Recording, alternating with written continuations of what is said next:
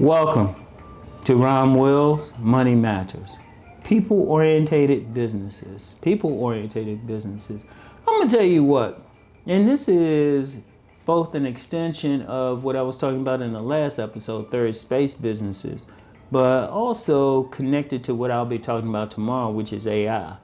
And the thing is, no matter what, businesses that cater to people and bringing them together will always make money. You still gonna need that. I don't care what the technology is, who's laying off, what's changing. People still want to interact. Now, you might not want to have a space. You don't necessarily have to have a space, your own space. But if you're doing businesses that bring people together, that's a good thing. Like event planners, party promoters, people like that, expo organizers. They can always bring people together. Like expo organizers, let me use that for an example. Like I'm familiar with some people in the area, like flea markets and stuff. You bring people, you put together some type of expo, have a theme for it, people will come. One, you making money off the vendors, they pay a vendor fee, you let them set up. All you have to do is advertise, make sure you get some people in there. Because a lot of times people are not just coming to buy stuff, but people coming to hang out. Because one of the things, because I've vended before, so I pay attention to stuff like this on social media or pages that represent different flea markets and vending markets. I get stuff talking about different expos and everything. The bottom line is it brings people. People are always going to want to come to those. You just have to come to the right one. You just really have to advertise. If you advertise, people are going to come. Why? In a way, it's an extension of a third space. People are going to come and hang out. And I've noticed with a lot of these expos, they'll have entertainment. They'll have a DJ, a band. They'll have something special. It brings people out. And then, you're making the money off the like at the expos, you're making the money off the vendors.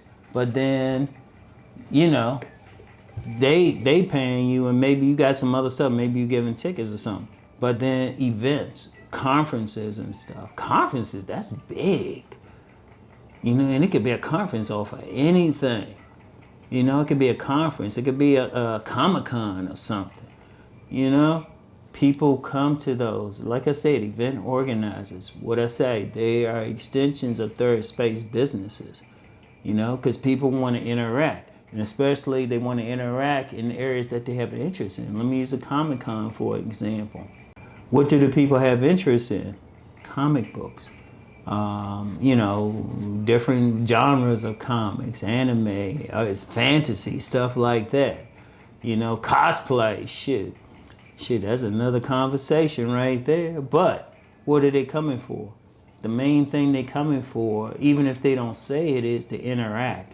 To be in a space. It's, like I said, it's a version of a space.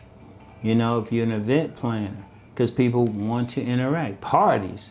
Now, look, any type of party, especially if it's a party where the underlying goal is for man to meet woman or woman to meet man, for people to meet each other, that's always going to make some money.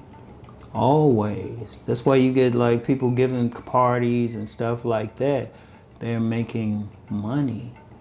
Yeah, I know people always talk about online and all of that stuff. And yeah, people meet online, but what I'm finding, actually talking with people doing a combination of both. So some people who try to say, well, it's just online. No, it's just online for them. Other people out in public.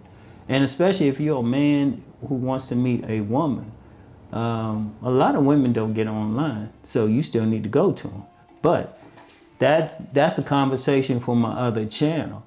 If you are a party promoter, you can make money because it can still come down to people want to meet each other.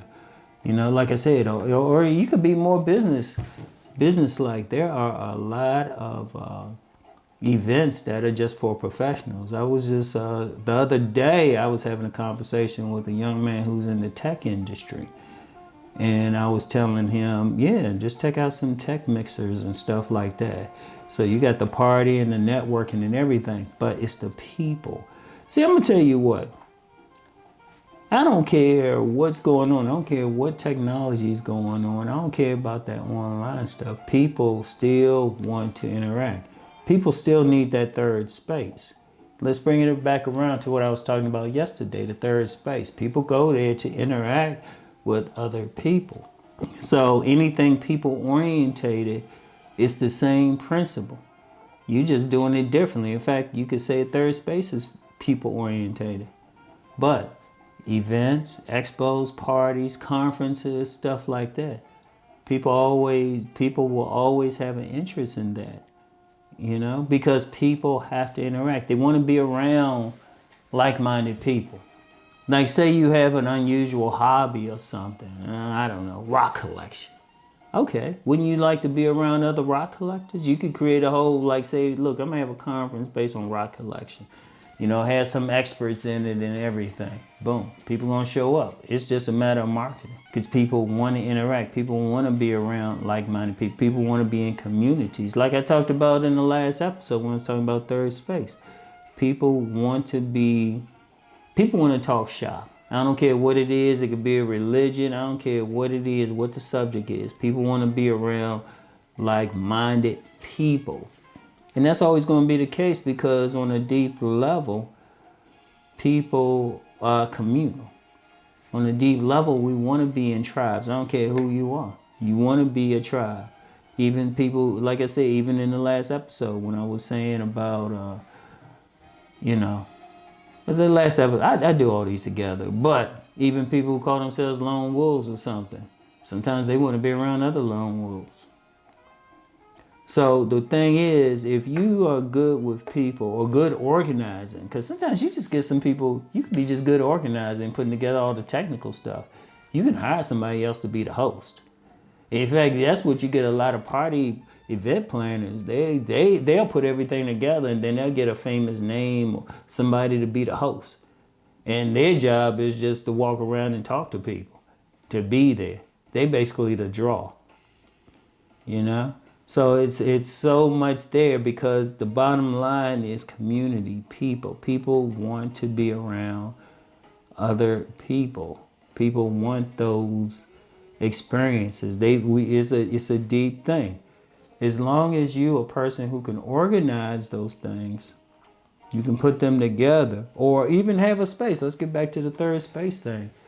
Like if I had one of the things I announced before, one of my goals, and I always say I've hit most of them, but at some point to buy a big event space and just have people come in.